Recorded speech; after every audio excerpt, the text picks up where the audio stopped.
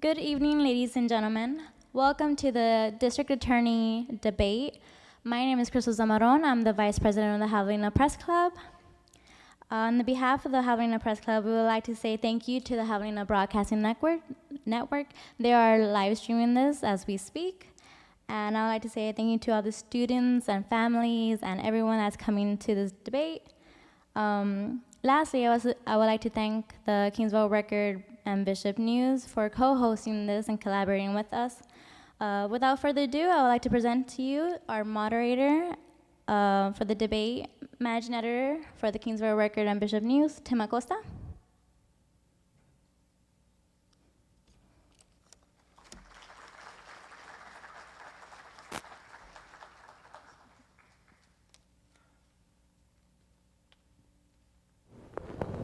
Thank you all for coming tonight. I know it's always tough to ask people to give up their time, and I thank you guys for giving up your evenings to come here and listen to these candidates discuss the issues that we're going to talk about tonight. I really want to thank the Javelina Press Club for working with us and really doing everything they can to make sure this event has been a success. So if you please, I'd like to give a round of applause to them as well.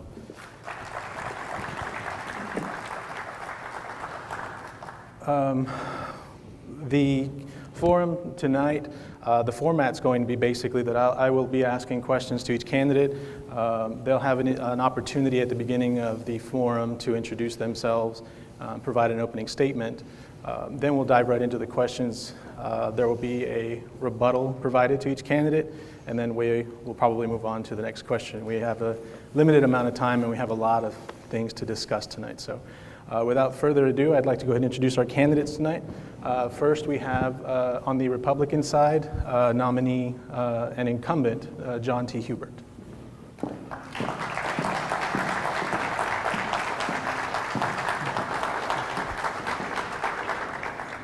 And on the Democratic side, we have nominee Nathan Fugate.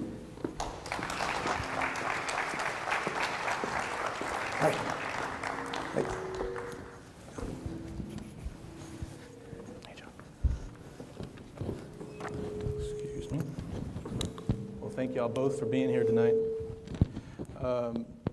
If you guys want, Mr. Hubert, if you'd like to go ahead and offer an opening statement, introducing yourself and telling the audience a little bit about yourself, sure. Go right ahead. First of all, thank you very much for coming tonight. Both of us appreciate y'all being here so you can hear what is in future for your district attorney's office. My name is John Hubert. I'm the last of Goldie and Pat's 9 children. I grew up down in Votman on a farm and a ranch down there, doing everything from working cattle to building fence to chopping cotton. Later on, I went to Texas A&M University up in College Station and got a degree in education and curriculum instruction to be a teacher. From there, I joined the Army, was on active duty, and sent to Europe. I also served as a tank platoon leader in the 1st Gulf War and came back and went to A&M again, got a master's in urban and regional planning from the Department of Architecture. From there, I went to St. Mary's University, where I got a law degree, and immediately started with the Brazos County DA's or County Attorney's Office, and from there went to the Nueces County DA's office. I was a prosecutor there in both counties, Nueces and Kleberg. Briefly deployed again over to Iraq, served another combat tour, came back, worked for Hornblower, Manning & Ward, a firm up in Corpus Christi, a civil firm, and got back into prosecution when I was appointed by the governor as the most qualified person to serve the job. Won election twice, and I'm here tonight. I'm really excited about the DA's office. We've done a lot of things. We've accomplished a lot of things over the past 9 years, and I'm looking forward to the new things we could accomplish and just keep that momentum going forward. Thank you. Thank you. Mr. Fugate, your opportunity to introduce yourself. Yeah, my name's Nathan Fugate. I'll try to be quick about introducing myself. Just very briefly, I'm a Catholic. I'm a Brahma. I'm a Marine, I'm a Javelina, and I'm a criminal defense attorney, and I'm a husband and a father.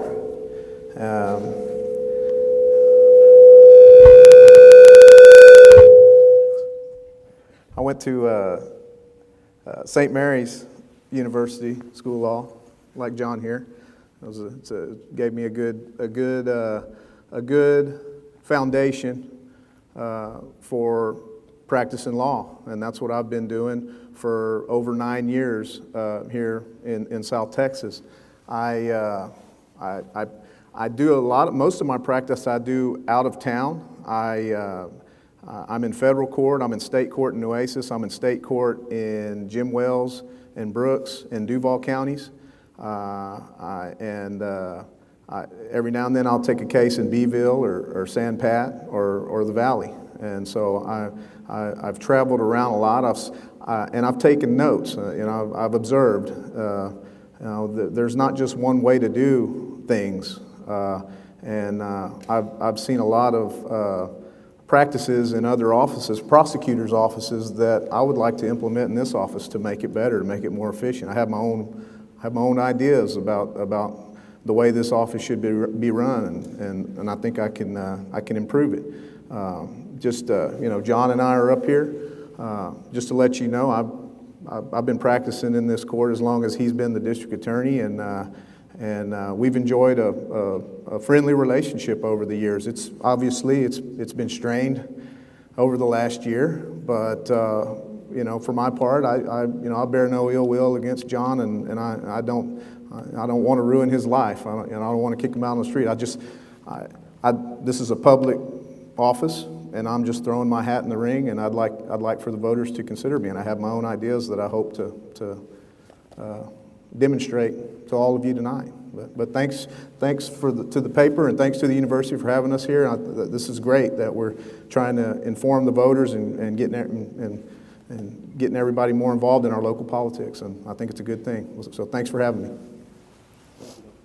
We're going to go ahead and move on to an issue that came up actually about 3 years ago when Kleberg County Commissioners made the decision to go ahead and stop prosecuting checkpoint cases locally. They made that decision because they had some concerns about how much the federal government was actually reimbursing for what the county was spending on that. Do you agree or disagree with that decision by county commissioners? And I'll go ahead and let Mr. Fugate go ahead and take the lead to that. Thank you. I apologize, the microphone was messing up here.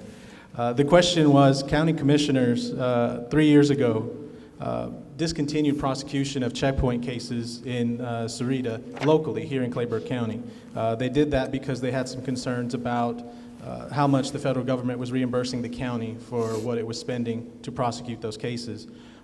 I asked the two gentlemen whether they agreed or disagreed with that move, and I'm going to go ahead and let Mr. Fugate go ahead and answer that question first.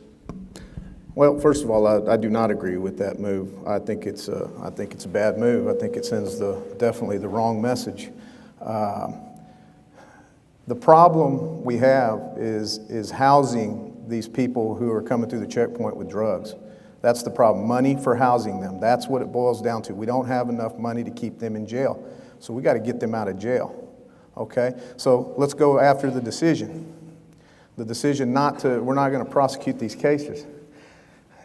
And it's just it's one of the most blatant examples of injustice in our area, because I've talked a lot with law enforcement down there, and what's happening is if you got a college kid coming back from spring break with a marijuana joint and getting stopped at the checkpoint with that marijuana joint, that college kid with no history is getting arrested, taken to jail, car impounded, and then the county attorney down in Kenedy County is prosecuting that college kid. Okay, so let's go to the issue at hand. You got a drug mule moving 50 pounds for the cartel north, and they get stopped at the checkpoint. If they don't have any history, They're not getting prosecuted. They're taking the dope, which is good, but these mules are going free. They're going home. They're not getting prosecuted. That is not justice, ladies and gentlemen, and we got to do something about it. It's not all John's fault. It's not all John's fault that that's happening, okay? As you heard from Tim, this is federal money that we're not getting, and the Commissioner's Court also have a lot of say in this. The solution to this, we got to get that checkpoint going again, because what it's telling the drug mules, what it's telling the cartels, is send people who don't have any history and send them with low amounts, because they're not going to get popped and they're not going to get questioned, and nothing's going to happen. We're going to lose a load. Big deal. That's a terrible message to send to these dope dealers. Okay, we need to get that checkpoint going again. But what it's going to take is some bold moves from some of our elected officials, the DA in particular. We're going to have to work with the sheriff the sheriff runs the jail, so we're going to have to work closely with the sheriff. We're going to have to work with the magistrates and the judges who are magistrating and setting bonds on these people, and we got to come up with a radical. We got to come up with a radical new system to get these people out on bond so they're not sitting in jail. Okay, because that's the problem. We don't have money to house them. We got to get them out of jail, and it's going to take something thinking out of the box. But what's happening right now? I mean, some people may say, "Well, you're going to let these people out with low bonds." What's happening now? They're not getting prosecuted. They're going home. They're going free. That's not justice. We got to come up with something. And I've been in contact with some of the people who I've mentioned, and there's a way to prosecute these cases again, and that needs to happen. But again, we can't do what we've been doing, and for that to happen, we're gonna have to change some things up, and we're gonna have to do some things that may be kind of difficult for a prosecutor. Really, you're talking about felony drug cases, and you just don't want to, put them in and let them ride out. But that's basically, you got to come up with a system to bond these people out. They're out on bond. They're waiting to go to trial. They're getting prosecuted, and you got to have cooperation through many levels of the county government. But thank you, Mr. Fugate. Thank you. I'm going to give Mr. Hubert an opportunity to respond to the question. Do you agree or disagree with the move by commissioners to go ahead and cease prosecution of the checkpoint cases locally? It's an interesting choice of words. No, I don't agree with it. I've been on record constantly saying that this is not the decision, this is not the direction we need to be going in. But prosecution really isn't their bailiwick. What the Commissioner's Court does is it controls the funds. They let the sheriff know that they didn't want the sheriff picking up the cases. The cases that we're referring to are federally initiated cases at the Sarita checkpoint down in Kenedy County. These federally initiated cases are then turned over to a local law enforcement. There's a specific code under the Code of Criminal Procedure that allows us in Kleberg to actually prosecute those cases because the jury panel is so limited in Kenedy County. There aren't that many residents. So we're allowed to prosecute them under the Code of Criminal Procedures in Kleberg County. We've done that for years, and traditionally they've made up about a third of our cases. The cost is not necessarily the initial case. Under the old program, the Southwest Board of Prosecutor Initiative program, they actually reimbursed us some money, but stopped that under the current administration. There's also another program that allows for the housing of those federal inmates. However, once we adopt that case, they now become ours. The problem is not the initial incarceration, because often they're given 3% bonds and let go until their court date was the traditional way of handling it. It's when the motion to revoke probation is filed, we have to bring them from out of state, incurring costs, because most of these people are not local people. They're from out of state or from up country. We've got to bring them back. We've got to house them until their motion to revoke hearings are held. We've got to pay for their medicals. We've got to pay for the defense attorneys. We've got to pay for all these things that are not reimbursed and never were by the federal government. We're not in prosecution to make money, but it's still got to be cost effective. To that end, I've tried to push the federal government to take responsibility for its own prisoners or to give us the means to where we can. In the past, I've talked with Congressman Poe from the Houston area, He's a very big advocate of this. Also, Senator Cornyn, even I saw him at an event the other day where he remembered us talking about that very issue. We've gone outside. The district attorney has the power to go outside and talk to people and try to get this program reinitiated, or to get more federal resources down towards they can try the cases. The case isn't so much where the district attorney's office has to prosecute it, but somebody has to. These guys, we've got to start getting them into the system. Our office has never refused a federally initiated case just because it was federally initiated, but it has to be brought to us.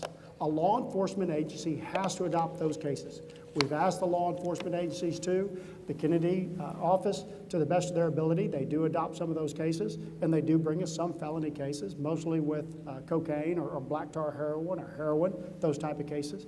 But the Sheriff's Department, because they were adhering with respect to the county commissioners, and you have to work with the county commissioners, because the county commissioners gave their wishes, the sheriff ceased taking those cases. Now, if the sheriff would take those cases tomorrow, or the new sheriff would decide to take those cases tomorrow, we would take them. We're not refusing them from anybody. We've always prosecuted those cases and look forward to doing so again. The problem is people are being let go. In fact, there's countless news articles where I've brought this to light. This has to stop. Again, there's limited resources that the federal government is putting into the southern Texas area. So what we've done is we've created other ways that we can prosecute these cases, preferably before they get to our area. And a lot of that has to deal with the Board of Prosecution Unit, which I'll mention later. But for now, yes, I disagree with nobody taking those cases. I pushed to take those cases. I've talked with Border Patrol. Like I said, we're attempting to take those cases. We've talked to federal legislators. We've talked to state legislators. So as soon as they bring us the case, we're going to be on it.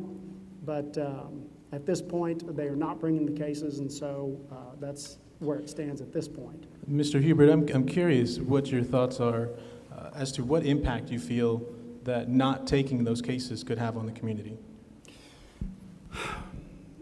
The problem is by not accepting those cases, by no state law enforcement agency accepting those cases, we create a waypoint for criminals in this area.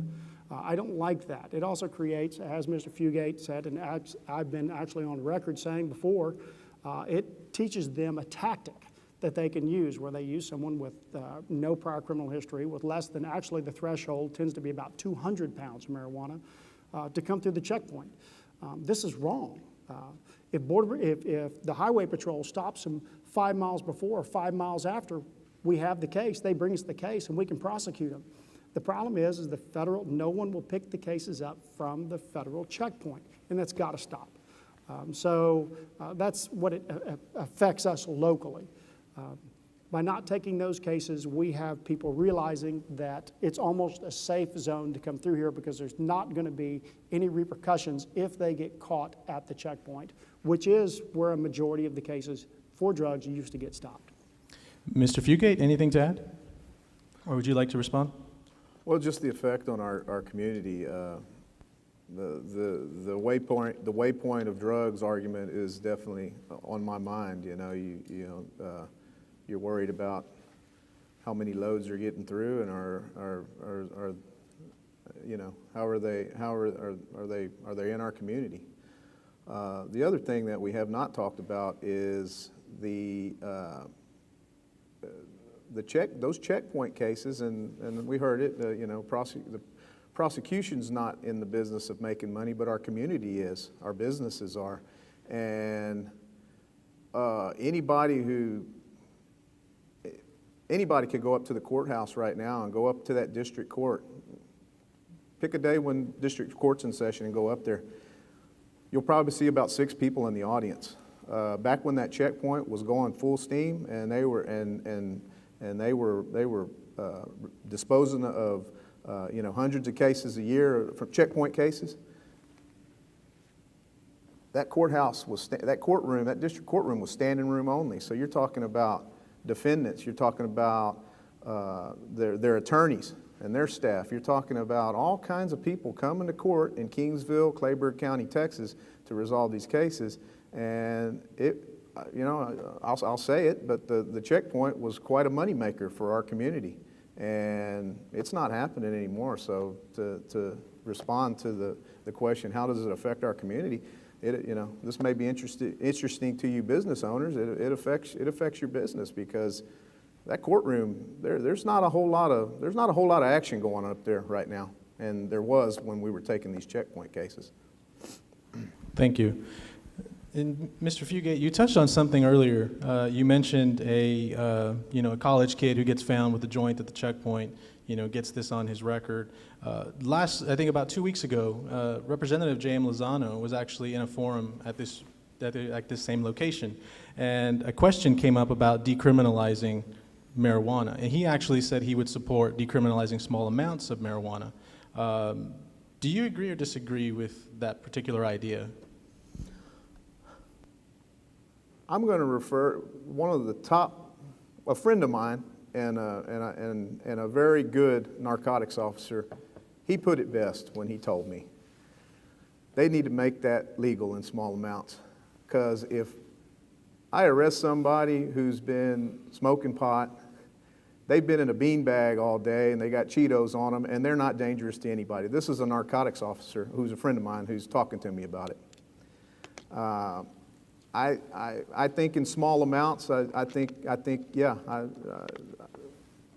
it's made a mess of our courts here in Texas. The states that have made it legal are making millions and millions of dollars at it, and so in small amounts, I wouldn't be opposed to legalizing it. Thank you. Mr. Hubert, response, I'll pose the same question to you. Do you agree or disagree with that idea? I disagree with the idea, and here's the reason why. If we believe that marijuana as a recreational drug is the answer, I disagree with that. If you're saying medicinal marijuana, using it as you would any other drug with the same controls that you have any other drug, that's a different issue, and I'm not opposed to that, because there are controls. The problem with decriminalization is, you look recently, the district attorney for Colorado, I believe it was Denver, came out and showed that since the decriminalization up there, the crime in every single category has increased. How do you prosecute a DWI involving marijuana? THC content, it could have been there 2 days, could have been there a week, could have been there 5 minutes ago. How do you prosecute things like that? Their DWIs have gone through the roof. Not only that, but children, the use among children, among the minors, has gone through the roof because it's available. Now the quote-unquote legal marijuana people want you to go after the other marijuana people because they're illegal. So now you're prosecuting one marijuana user against the other because it's always taxed and used. The marijuana that's on the street today is not the marijuana from the 60s and 70s. The THC content has increased sometimes as much as tenfold. Hydroponic marijuana will not stay in the system 30 days as traditional marijuana, but stays in the system often up to 6 months. We've seen it. People that have used it have been put in the jail, and they've been given your analysis while they've been in jail, and they show steadily decreasing amounts of THC in the system, but it doesn't clear their system. Are we going to win the war on drugs? We're going to win the war on drugs the same day we win the war on murder, on rape, on all those other crimes. While we have crimes, we're going to have people commit them. The question is how do we handle this in an appropriate manner? There have been some solutions saying, well, for small amounts, maybe we just do fines. That's a punishment range, and that's up to the people to talk to the legislature about. But I do have a problem with decriminalization, and the main problem with decriminalization is the increase in every other crime category. And we can show that statistically, and because of that, I can't support it. Thank you. I actually want to kind of change gears for a second. You, of course, speak with decriminalizing. We've talked about decriminalizing small amounts of marijuana. We've talked about checkpoint cases. Anytime you deal with a court case, there's always the plea bargains, there's always the trials. And Mr. Hubert, I'll actually pose the question to you. How do you strike the balance between the use of plea bargains and actually taking a case to trial? And how do you strike that balance? What goes into that process for you? Every case has to be based on its own merits. When you evaluate a case, you evaluate it, one, for strength, Also for prior criminal history of the defendant, the severity of the crime, the ability of the witnesses to testify, the strength of the other evidence. Depending upon the case, every different case has a different variable that has to be taken into effect before you can consider that case. For instance, drug case, you have someone with, for us, we don't handle misdemeanors. The district attorney's office only handles felonies. Has a small amount of marijuana that is used for personal use, not for sale, first-time offender. This is obviously somebody who, in our opinion, probably needs some type of treatment, rehabilitation, and getting back into the community. You juxtapose that against someone who has a felony in the past for dealing, is found with a felony amount that's, say, 50 pounds. That's obviously a prison case. Every case has to be based on its own merits, on its own strengths, on its own weaknesses, and sometimes you have to make deals to honor the intent of the victims. The victims will come to you and say, well, I want this done. We have to make the decision, but they'll come up and they'll say, I do not want to testify. It's too hard on me. It's just too much. Can you please plead them out? So you take an offer to them and you say, can you live with that? If it's within a range, then it's acceptable. Other cases, we often have to plea out because we are trying to get the big fish. Drug cases a lot of time are about domino effect. Heroin, cocaine, those type of things. We're trying to find the big dealer. We're trying to find where the source is, where the supply is. And if we just go after this one person in the local community, then we're not really cutting off the supply, which is actually probably more important than one small case. So sometimes we have to run deals based on that fact. But every case has to be taken on its own merits. The court system is not designed to take every case to trial. If we took every case to trial, say we had 300 cases per year, we take a case to trial, say 150 jurors, you'd rapidly see that we would exhaust the ability of Kleberg County to try these cases. But if you look at the percentage, I guess it came out, the Office of Court Administration came out today with a administration said criminal cases in the state of Texas was 0.5% went to trial of criminal cases in the state of Texas. 0.5%. We're actually over that. We don't take a whole lot of cases to trial, but we do take ones to trial that, one, are so heinous, or two, they won't accept a reasonable plea offer. So we're about 5 times that. We're about 2.5%. And some of at least one of that trial was for a competency hearing. So we can go and we can do that, but that's a jury trial. So when you take a case, when you offer a plea bargain, you look at the strengths of the fact, the strengths of the case, you look at the severity of the case, you look at the past criminal history, you take all those types of facts into account, and you try to come up with something that's justice. Thank you. Mr. Fugate, I'll pose the question to you, but more as a hypothetical. If given the opportunity to serve as district attorney, how would you strike that balance between plea bargains and taking cases to trial? What would go into that process for you?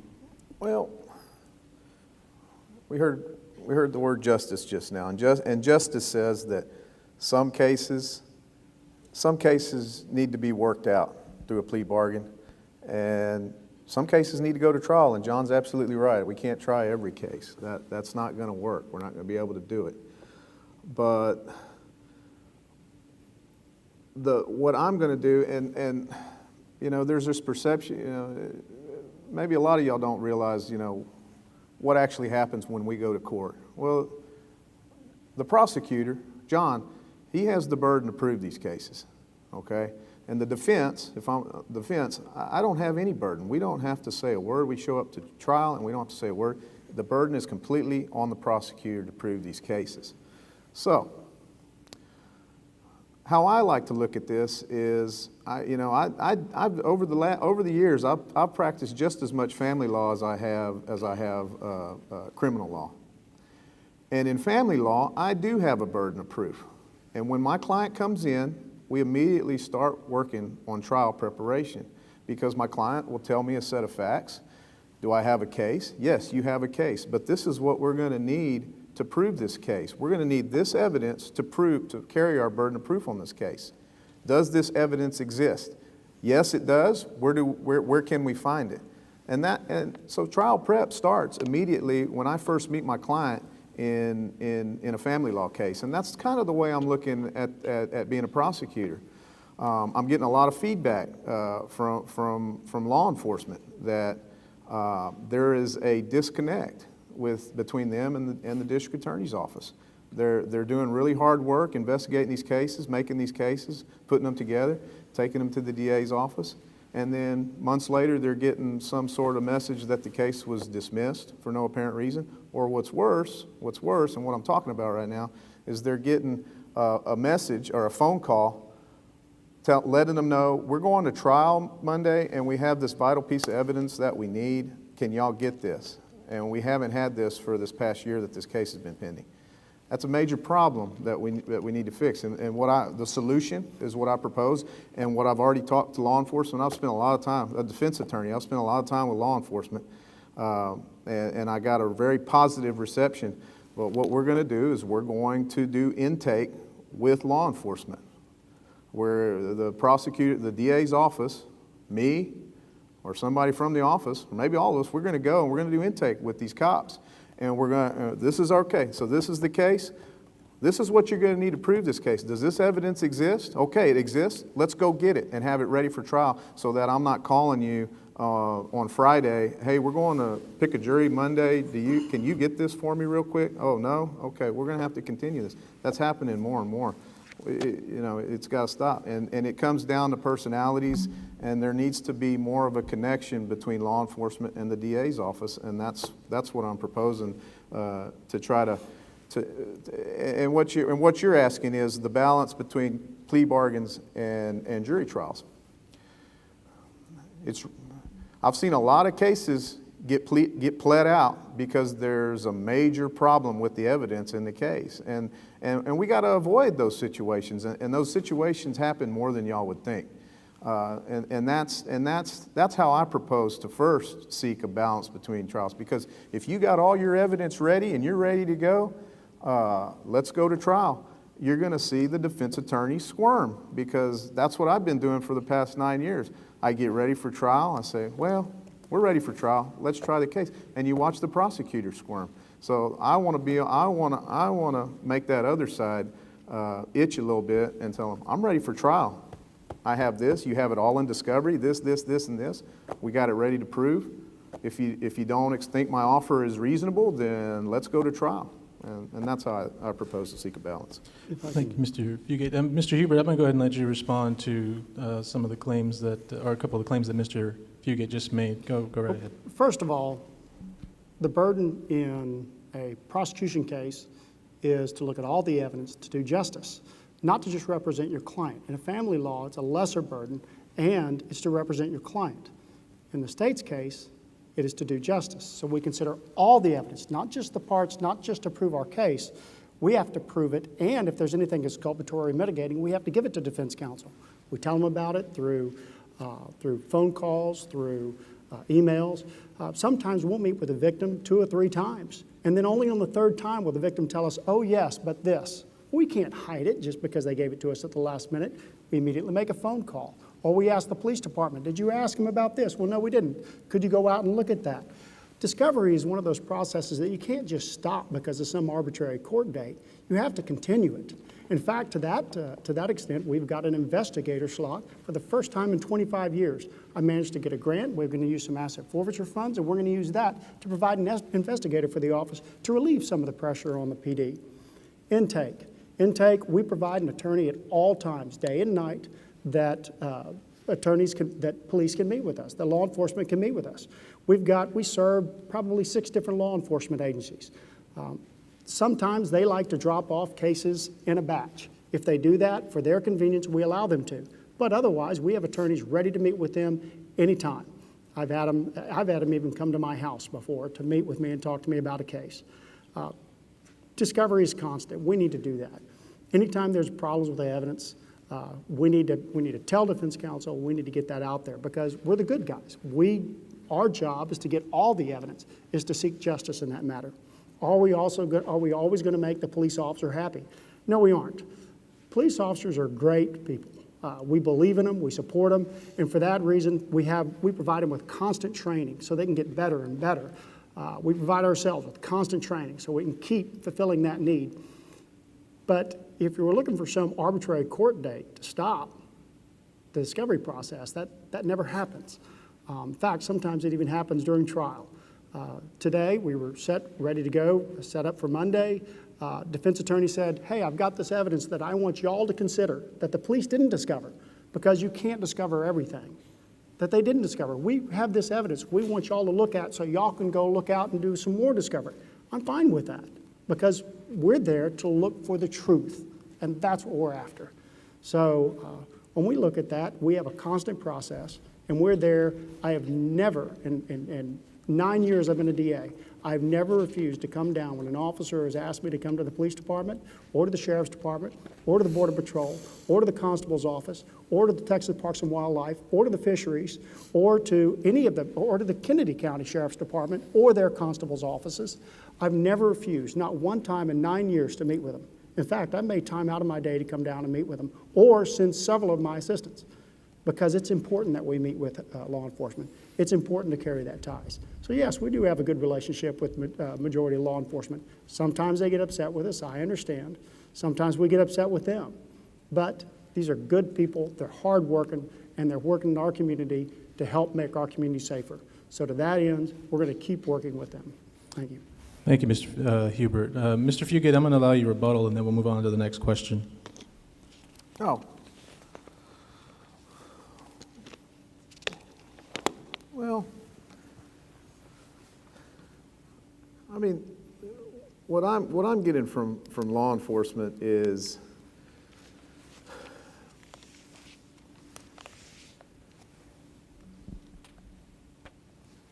and we heard John talking about getting calls from the scene, and that, I don't know how effective that is, because that's, you know, and John's right about the different burdens of proof regarding the family law cases and criminal cases.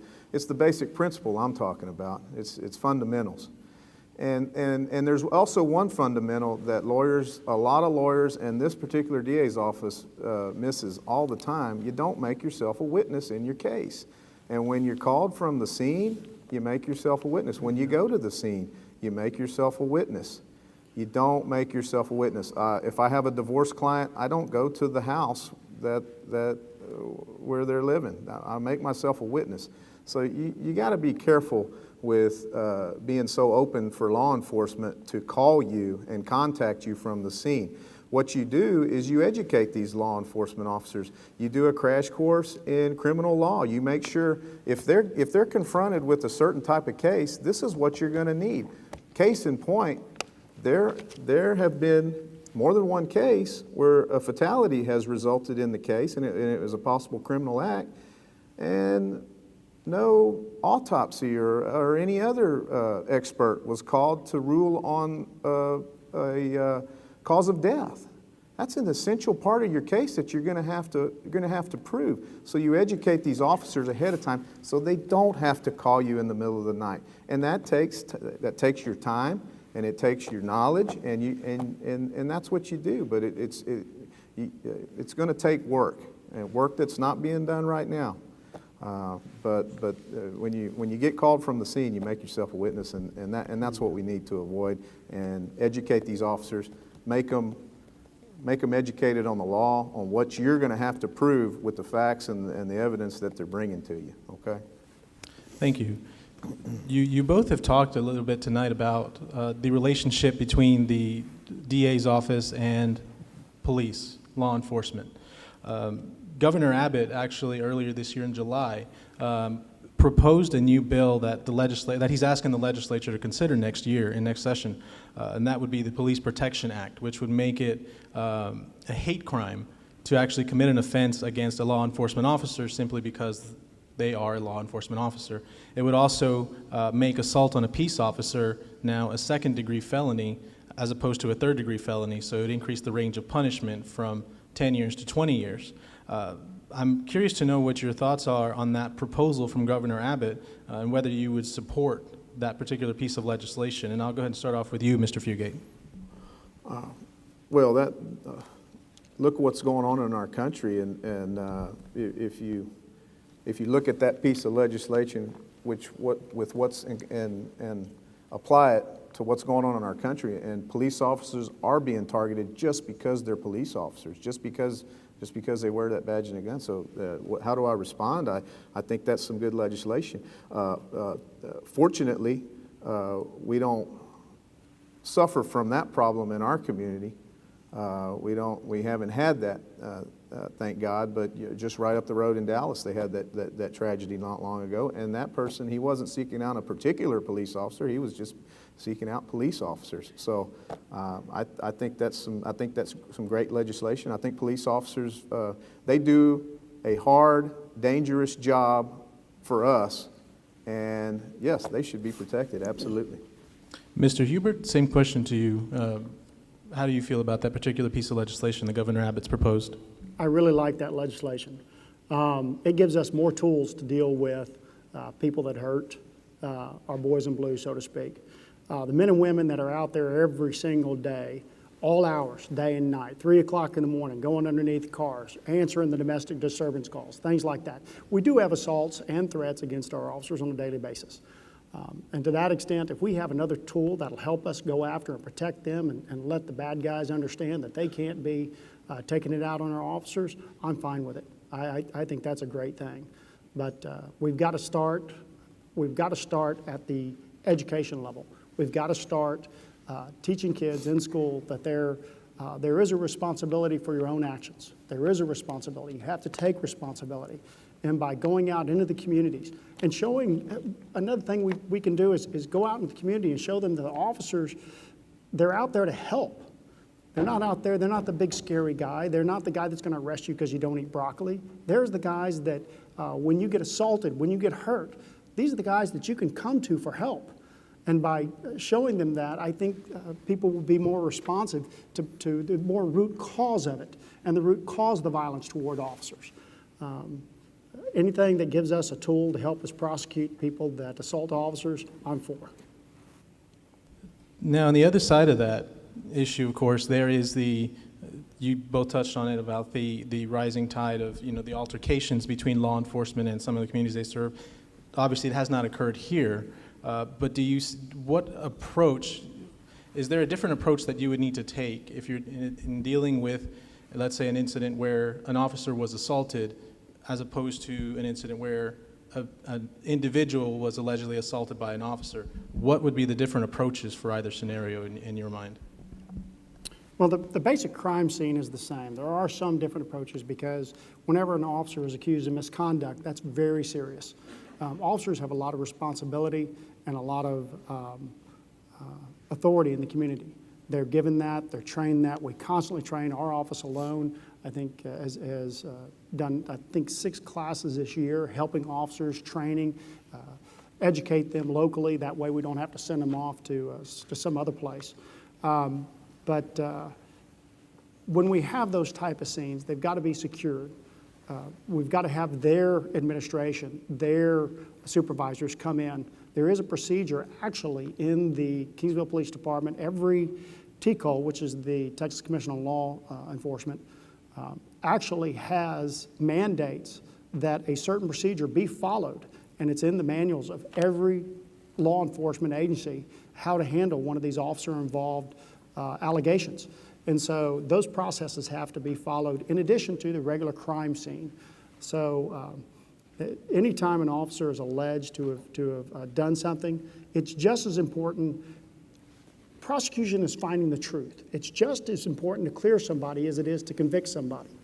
So if we can find the truth about what happened, everybody gets some degree of closure. It's a great thing. To that end, we've even helped out the Sheriff's Department. We have done a matching grant with the Sheriff's Department for body cams. I think that helps the officers. Years ago, we even bought them car cameras. And this helps them because it helps us to tell what happened at the scene, tell that story about what actually happened instead of perceptions later after the adrenaline's gone from the person that was stopped and from the officer. And I think that's just a better way to handle it. Mr. Fugate, I'll pose the same question to you. Well, you heard the mention of body cams, and that is a brilliant technology that I haven't seen a body cam case over here. Seen them in other counties, and that settles the case. You see the demeanor, you see everybody, you see their words, their actions. It's right there in your face, and there's no escaping it. And we talked about problems with, do we try it or do we plead it out? Those cases get worked out one way or the other because it shows the truth of what happened. And that's a way to protect not just the cops, but you protect the public also. So that's a great balance. Every law enforcement agent in the land should have a body cam, I believe. And we got to do more with the forfeiture money, and I'm sure we're going to talk about that later, with the forfeiture money that the state is taking away from the dope dealers. We need to use that money, and we need to get these officers body cams, because it's not just protecting the public, it's protecting the officer. And matching grant money with the sheriff, that's just not enough in my opinion. We need to get all these officers body cams. We'll do whatever we got to do. As far as I think the question is, I think it was a balance between the public's safety and the officers. You just kind of like what Mr. Hubert said. We agree on this. I mean, you look at the scene, you determine whether a crime has been committed by any party, and if the officer was out of line. And let's talk about officers. And I say this to my juries all the time. Police officers, they're human beings just like us. They have bad days. They're human beings who have a lot of power over our lives sometimes out there on the street. And like I said, they have bad days sometimes. But you got to determine, is that officer having a bad day, or was this citizen or this person out of line? Did they commit the crime? But body cams, that's the future, and that is going to protect everybody, and it's going to settle a lot of cases. Thank you. It's actually funny you mentioned asset forfeiture. I think you were looking at my list over here. That's actually the next topic we're going to discuss. I can't see anything. Well, I wanted to know, really, in discussing asset forfeiture, what you felt the role of asset forfeiture should be regarding in the district attorney's budget. What role do you think that should play?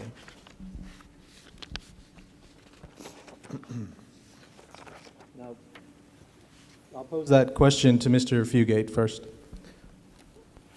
Well, I've never heard it said when we're talking, and I'd like to expand that, asset forfeiture and grants.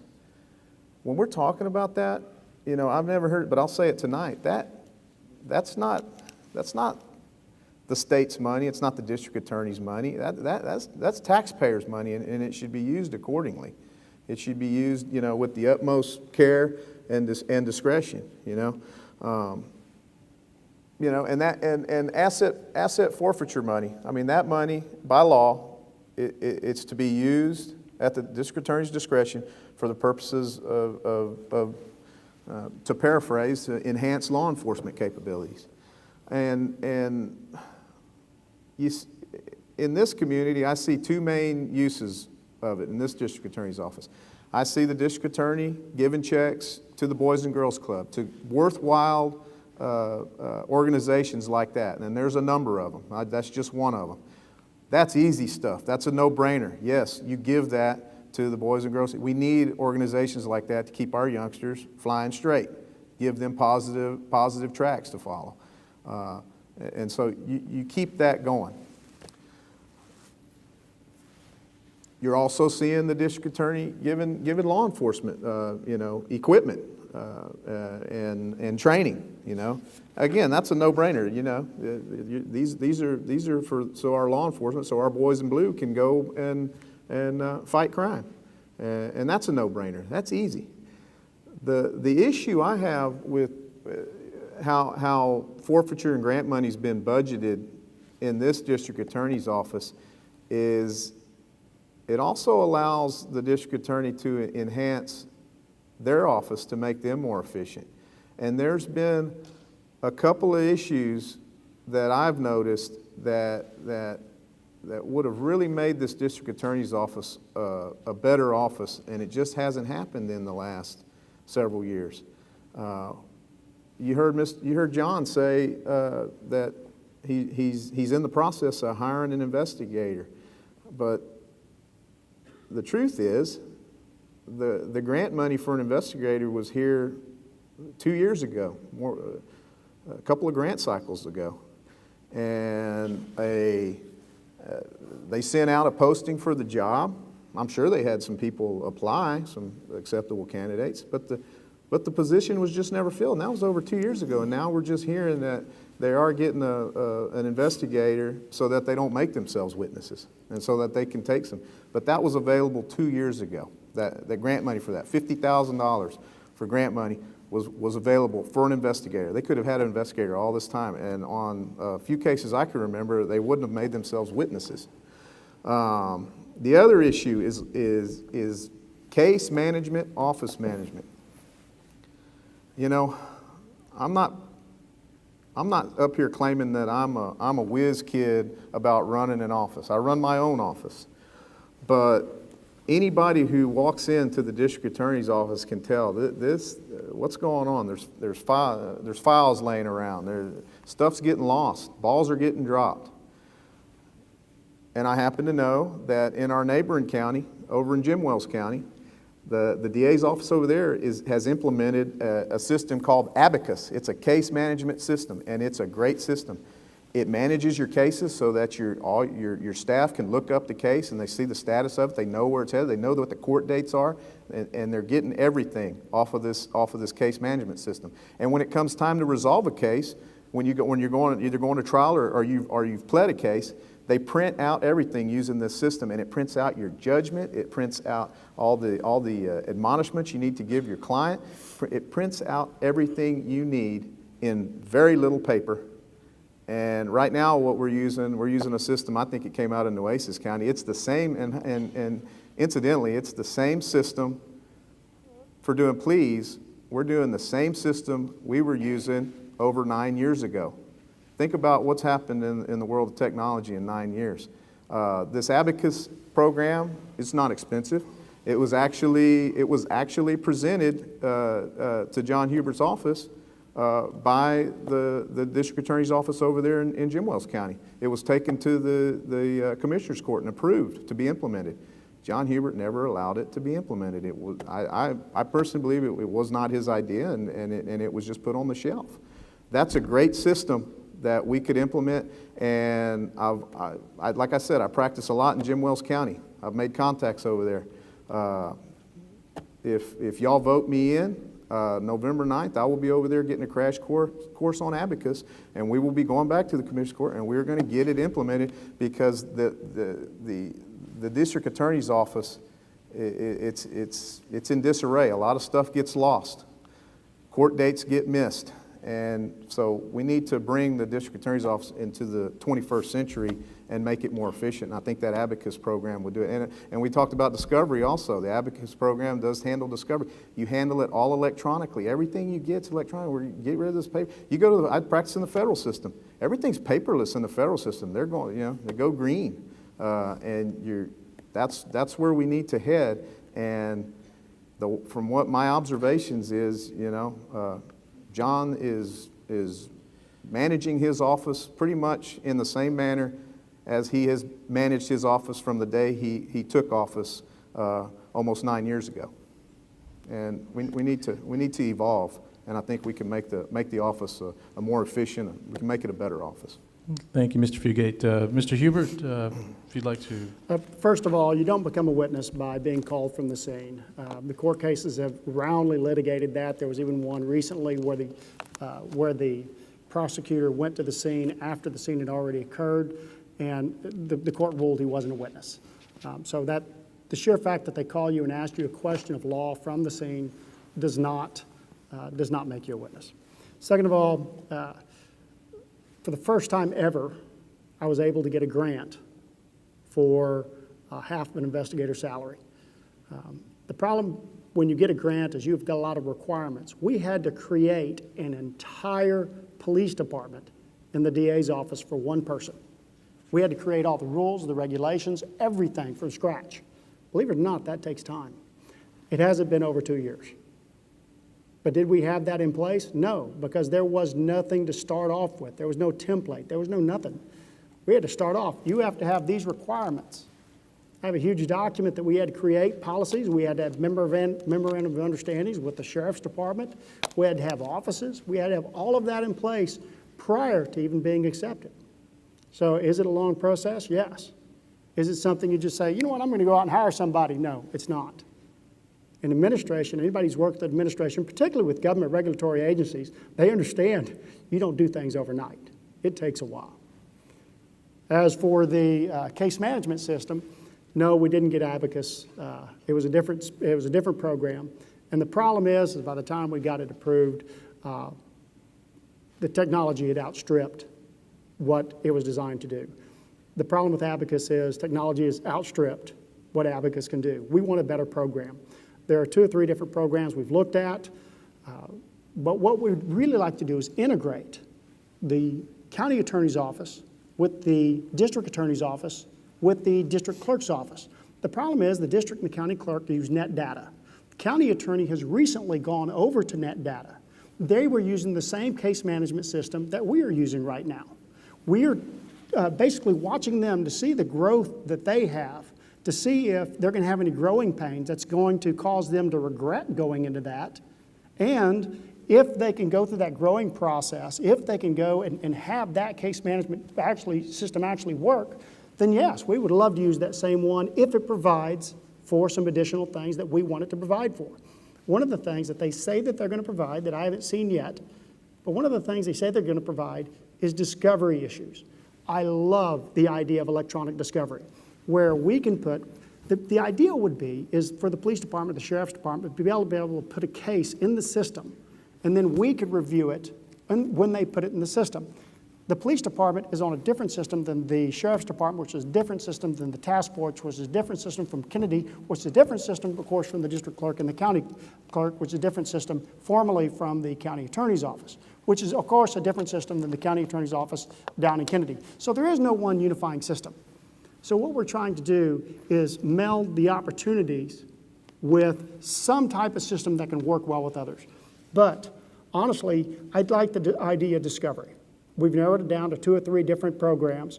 And with these programs, what they do is they allow defense attorneys to go on their own time. Instead of coming to our office, instead of us having to ship stuff by email or ship things like that, what we can do is they can look at their own time. They can look at the file online, and it logs them in and logs them out. So we know, the court knows, that they've actually seen the documents prior to pleading. And this is a great system. It's used, I believe Corpus Christi's system cost well in excess of over $1 million, and they're having a huge problem with theirs. So we don't want their system.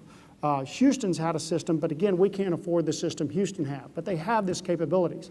These different organizations have come and talked to us, and now we just have to select one. What we were hoping is that Net Data has told us in the past offline that they would be able to develop that process as well. If they can develop that process, if, that capability with their system, and since the county attorney, the county clerk, and the district clerk already have that, that's the system we'd like to have.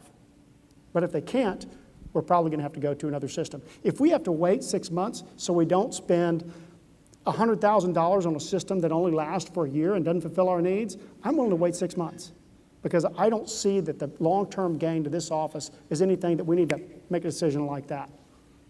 Because quite honestly, it's not in the long-term interest of the office. And right now, no, we're not losing court dates. We show up for every court date. We show up for trials. We show up for settings today. There's no problem with that. So yes, case management, yes, we are looking at several. It just depends on which one fills our need the best. Thank you, Mr. Hubert. I know we're a little over on the time that we had, but I did want to leave just a little bit of time for some questions from the audience.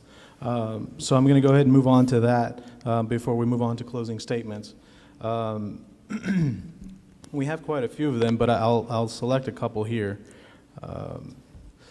This one is for both candidates. It asks, does the current grand jury system give too much authority to the prosecutor? Mr. Hubert, I'll go ahead and let you lead off on that one. I don't believe it does, but as a prosecutor, in my opinion, what you have to do is you have to self-regulate. What you have to do is present everything to the grand jury, and that's what we do. Everything in the file, good, bad, whether we believe it or not, we present it to the grand jury. Why? Because the grand jury is made up of 12 people from the community, and it's up to them to decide whether to indict the case or not. We can make a recommendation, but they always need to be admonished that it's their decision. They are independent. We can act as their legal advisor, but they need to have all the information. So that's our policy. Does it give us too much authority? Not if you're doing your job right. No, it doesn't.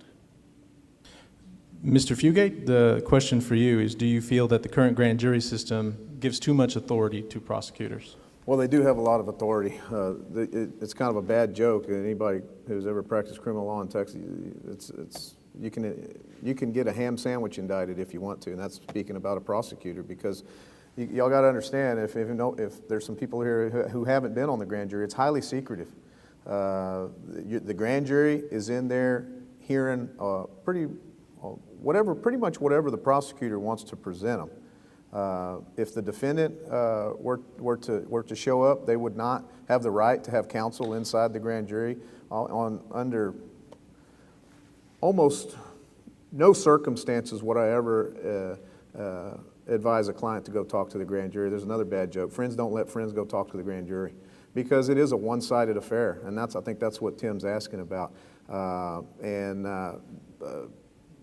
Do they have too much authority? Yes, probably, because I've heard of a lot of prosecutors, very savvy old dog prosecutors, who they say they let the grand jury do their dirty work for them. And what that translates to for you and me is, if they want a case indicted, they get the case indicted. If they don't feel strongly about their case, they hold back in front of the grand jury, and the grand jury doesn't indict. But whoever's mad that the case didn't get indicted, well, the grand jury didn't indict them. Sorry.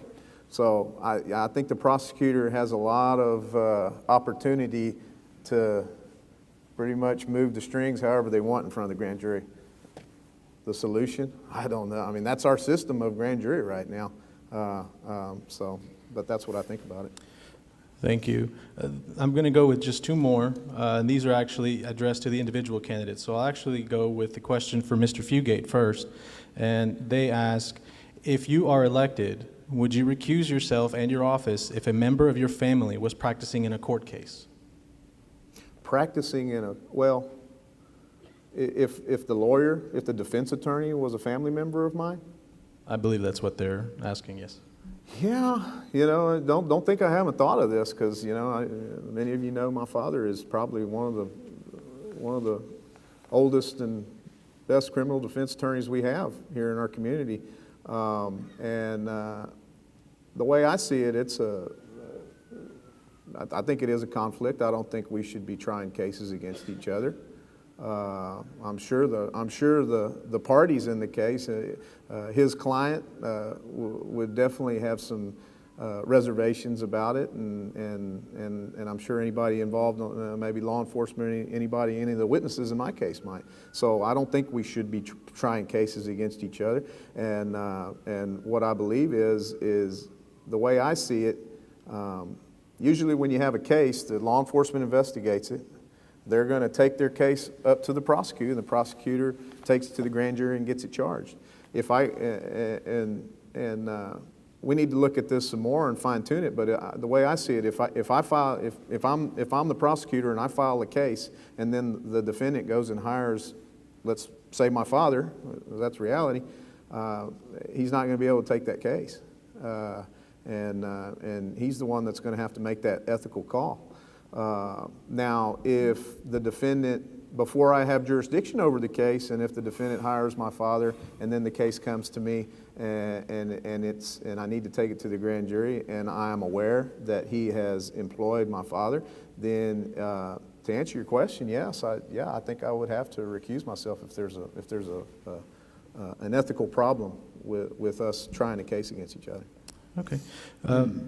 Mr. Hubert, I think I'll go ahead and kind of ask you the same question. Is if a family member, relative, or someone you know was handling a case with you or against you, would you recuse yourself from that case, or what grounds would you recuse yourself from a case? Well, if a family member had a case and they were the defense attorney in the case, like my father, my brother, yes, I would recuse myself. I don't think that I could unavoidably avoid the appearance of impropriety. The problem is when you say your friend, I've got a lot of friends in the defense bar. So yeah, I can't recuse myself on every case I have a friend because that's just silly. And relatives, how far related? I got a lot of relatives out there, and my 20th cousin removed, I wouldn't recuse myself in that case. But yes, if my brother or sister or sister-in-law or brother-in-law brought a case, I'd recuse myself. I have no problem with that. That's highly unlikely because all of them are prosecutors or civil attorneys. Okay.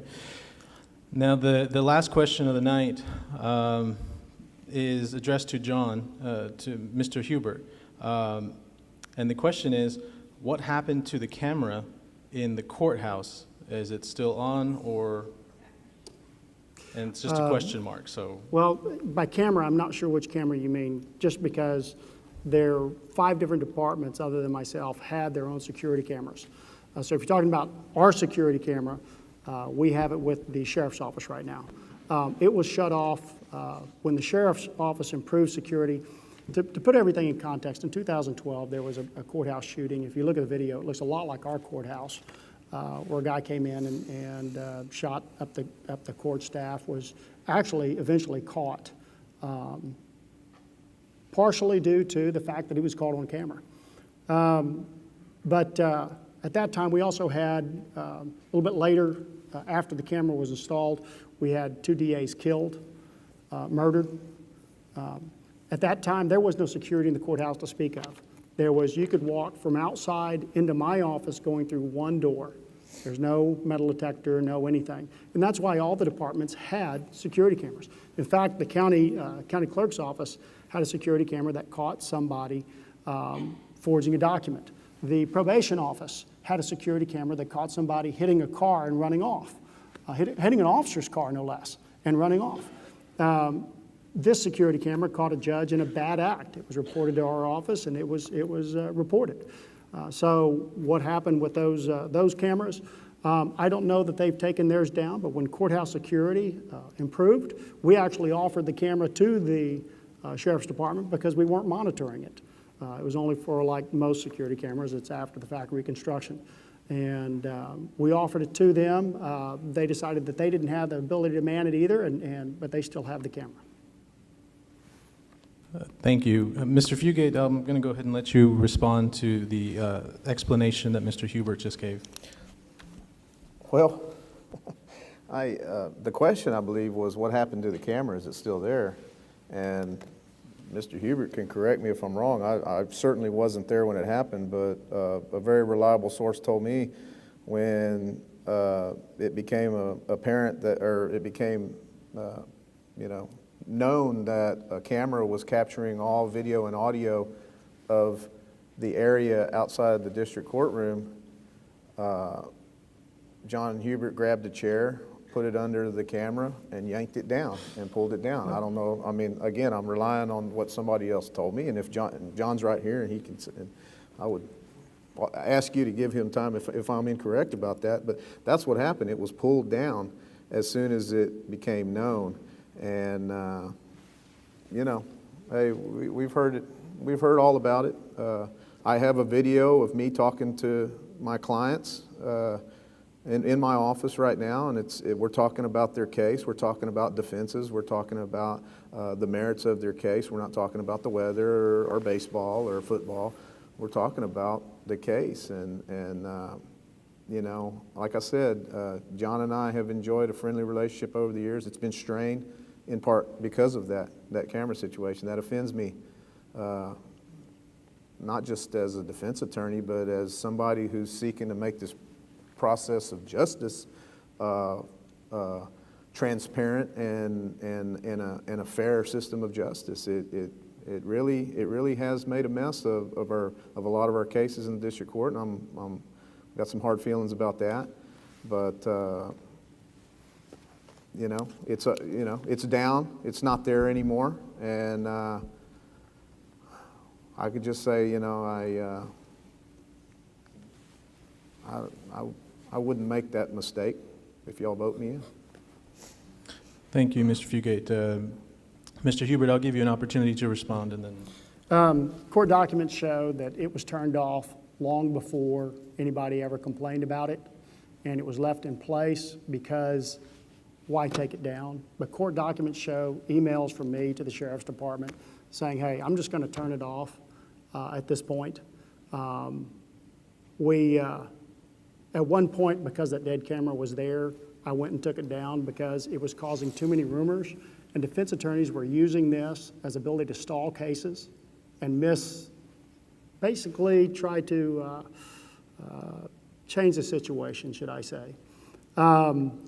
This has been reviewed by everybody from the Ethics Commission to independent court. They've all said I did everything right. There's no problem with it. It's a security camera like everybody else had. If you talk in front of a security, I will give you this warning. If you talk in front of a security camera, you will get recorded. Whether anybody watches it or not, that's a different matter. Don't know. We didn't watch ours. But if you talk in front of a security camera, whether it's the district clerk's office, whether it's the county clerk's office, whether it's in the district court itself, had a camera with sound prior to any type of warnings or anything else. There's a camera in front of the county attorney's office right in front of the county court of laws. In the basement, there's 2 cameras with audio. In the county clerk's office, there's a camera with audio. If you talk in front of those cameras, it will record sound, so your conversations will get recorded. Mr. Fugate, you get the last response, and then we're going to go to closing. Oh, regarding the camera? Yes. If you'd like to.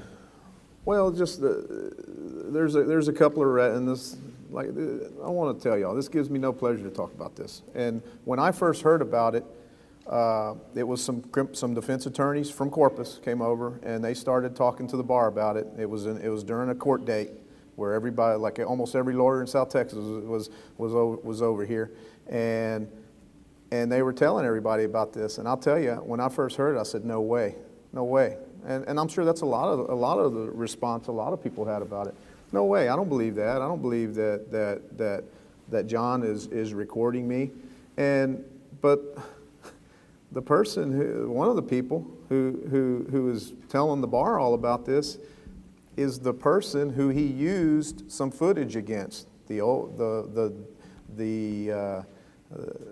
would call her a defrocked judge.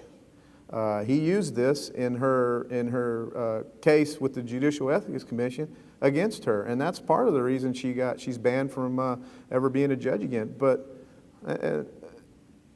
he used it, and that's the red flag to me. You used it against her, but you didn't listen to me talk to my clients. I mean, that's the problem I have. And then the other problem I have is, there's procedures for getting security in the courthouse, and not one of them was followed in this case. It was just put up, and it's just not transparent to me, and it offended me that I had to watch myself discuss my client's case with him, and I don't know for sure whether it was watched or not, and that part is kind of tough for me to swallow still. Thank you, Mr. Fugate.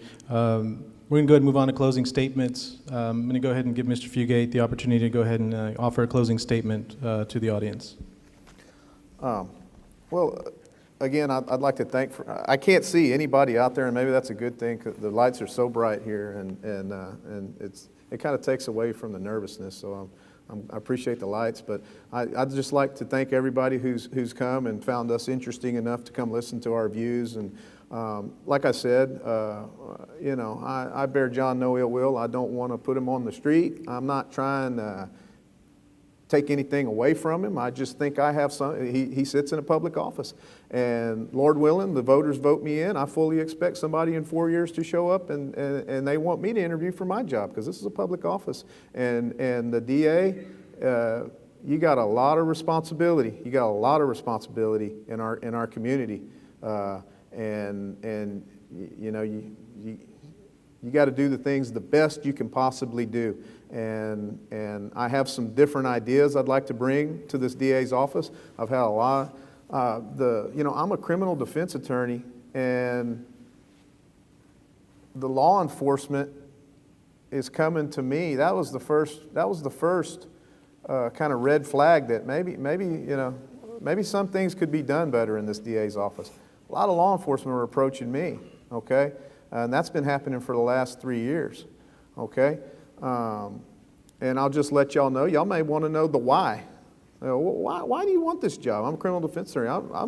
I've been doing my job happily for 9 years, zealously advocating for people who are accused in crimes. What makes me want to go to the other side and prosecute those who are accused of crimes? I'll tell you, some of you may not know this, but I have a teenage son, and 2 years ago, he became the victim of a violent crime down in Willacy County, along with some very dear friends of his who have since become very dear friends of ours. And his best friend's father lost his life in that incident. And there's an ongoing capital murder case down there in Willacy County on it. And my son, about a year after it happened, and this makes it about a year, more than a year ago, right before it was time to start deciding whether I was going to run for this, he asked me, Dad, we're in our kitchen, Dad, how do you defend people who are accused of doing horrible things? How are you mentally able to prepare yourself to do that? And I told him, son, you have to believe in our system of justice. You have to believe that the vast majority of the time, the verdict that gets rendered is the correct verdict, whether you win or lose. And you don't take it personal. If I'm on the defense side, I don't take it personal against John, and he shouldn't take it personal against me. I don't take it personal against his witnesses. He shouldn't take it personal against my client, the defendant. And that's how I'm able to represent people who are accused of horrible things. But that same belief in our system of justice is going to seriously aid me in the transition to be a prosecutor, I believe. Because, I'll end with this. I'm asking to go to the other side, to go to the prosecution side, the other side of the adversary system. And John's very open about the fact that he would never go to this side of the adversary system. And I'm not just going to say this about prosecutors. I'll say it against, I don't have much use for any lawyer who says they'll only ever be a defense attorney. I don't have much use for it. You're not trying to become a full lawyer.